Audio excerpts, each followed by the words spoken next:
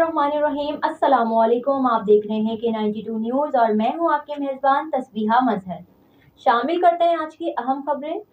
ये पानी को जानबूझकर ज़ाया किया जा रहा है। ये औरंगी टाउन साबरी चौक का पंप है जिसका इंचार्ज शकील नामी शख्स है जो कि अपने आप को बहुत बासर समझता है। जब भी इमाम कॉलोनी, मिल्लत कॉलोनी, एल ब्लॉक के पानी की बारी आती है तो ये शख्स जिसका नाम शकील है जो कि वाटर बोर्ड का मुलाजिम है, इस तरह पानी को जानबूझकर ज़ाया करवाता है।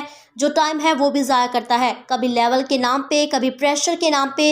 ये शख्स वाटर बोर्ड को, इनके जिम्मेदारान को जानबूझकर बदनाम करवा रहा है। औरंगी टाउन में पानी की किल्लत जानबूझकर की जाती है ताकि टैंकर माफिया का राज रहे।